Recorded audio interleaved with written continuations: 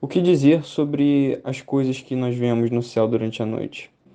Numa escala de espaço gigantesca, temos galáxias, estrelas, nebulosas, planetas e muitos outros corpos celestes, todos à deriva, mas apresentando-se a nós apenas como pequenos pontos no meio da escuridão, enquanto subliminarmente realizam um certo movimento em relação a alguma coisa, como a Terra em torno do Sol e o Sol em torno do centro da galáxia.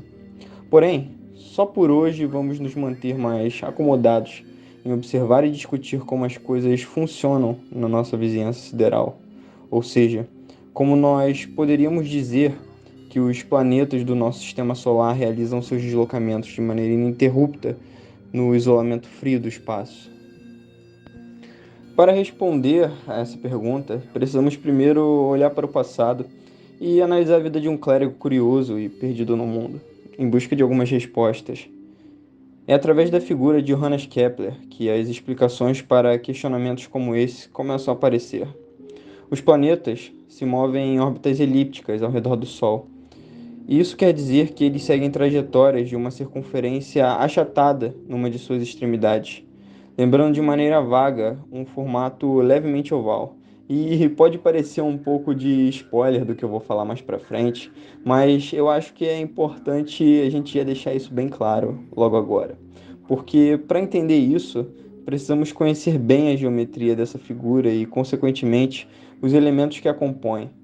Então, antes de falar da vida e obra de Kepler, vamos estudar a forma geométrica que ele concluiu que melhor descreve a mecânica celeste do nosso sistema solar. A elipse é uma figura formada por um eixo maior e outro eixo menor. O eixo maior é dividido em dois semi-eixos, chamados de A, e o eixo menor também é dividido dessa forma. Contudo, chamamos seus semi-eixos de B. No seu interior, temos os focos, F1 e F2, que são pontos situados sobre o maior dos eixos, com a distância de um deles até o centro da elipse sendo descrita como C. Portanto, a distância entre os focos, chamada de distância focal, é dada por 2C.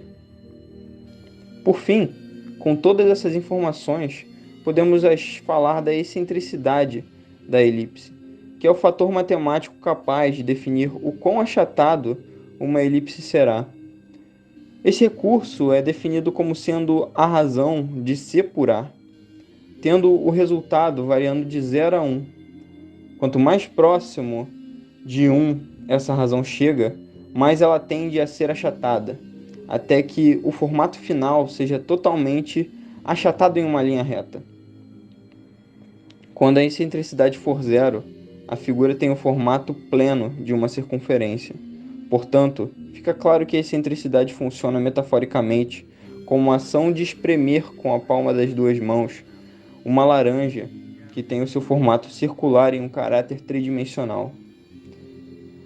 Já que nós nos apropriamos de toda essa geometria conceitual, podemos pensar nos movimentos orbitais, assim como Kepler fez há quase 4 séculos atrás, através dos métodos matemáticos derivados dos dados observacionais coletados por seu tutor Tycho Brahe. Kepler definiu 3 leis que descrevem com precisão os movimentos planetários no sistema solar. A primeira delas foi obtida a partir das observações do planeta Marte, aquele que Tycho Brahe aparentemente mais havia coletado dados, assim dizendo que o formato das órbitas dos planetas é uma elipse, algo que de um jeito muito inocente já foi dito aqui por nós. E além disso, o Sol também está posicionado num dos focos desse objeto. Essa é conhecida como a primeira lei de Kepler, a lei das órbitas, que expressa a ordem de posicionamento de cada elemento do sistema celeste nesse modelo. As outras duas leis surgem quando assumimos que os planetas estão transladando ao redor do Sol nesse cenário, criado pela primeira lei. Em outras palavras, sobre essas trajetórias elípticas. Dessa forma, somos levados a tratar de atributos mecânicos das duas leis subsequentes, que são a varredura da área e o período orbital.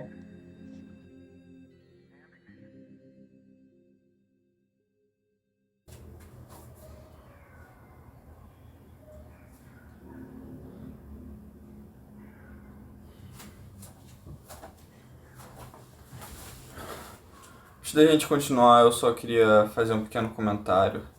Eu realmente acredito que a literatura é uma forma de telepatia, porque ela nos permite imergir dentro da cabeça das maiores pessoas que já pisaram sobre a Terra e que deixaram grandes contribuições para a humanidade a partir de registros escritos.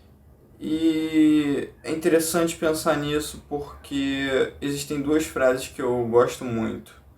A primeira delas é do divulgador científico, astrofísico, astrônomo, Carl Sagan.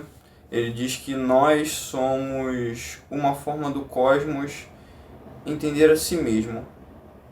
E a outra é do tão famigerado físico Albert Einstein. Ele diz que a vida é como andar de bicicleta.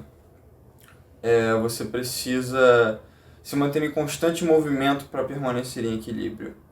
E o que eu quero dizer com essas duas frases? Na verdade, eu quero pegar elas e tentar fazer uma convergência para um ponto comum que acaba sendo trazido para o tema desse nosso vídeo, que é o movimento planetário, as leis de Kepler e o próprio Kepler, que deixou suas 3 leis no livro Astronomia Nova.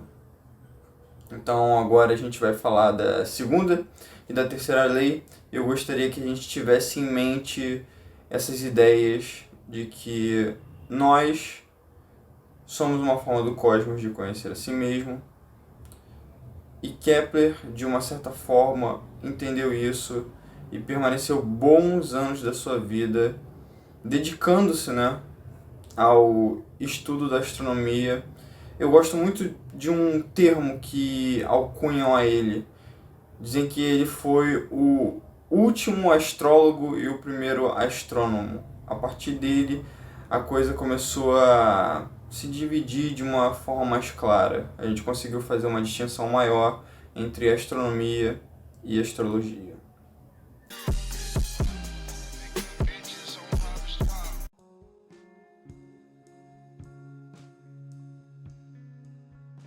Então, basicamente, a segunda lei de Kepler diz que planetas varrem áreas iguais em tempos iguais. E quando a palavra área é mencionada, ela diz respeito às áreas orbitais, ou seja, o espaço que é compreendido no interior da elipse e é varrido com o raio da mesma. Isso quer dizer que o espaço varrido pela Terra, ao sair de um ponto inicial até a sua chegada a esse mesmo ponto, no período de 365 dias, uma translação em torno do Sol, é o mesmo de, por exemplo, Júpiter, ou Marte, ou Vênus, ou qualquer um dos planetas do Sistema Solar, incluindo Plutão. E isso acontece pois a dita velocidade areolar, que é a velocidade dessa varredura, é constante para os planetas. Mesmo que a velocidade orbital, velocidade própria da translação, varie e seja menor para planetas mais distantes do Sol.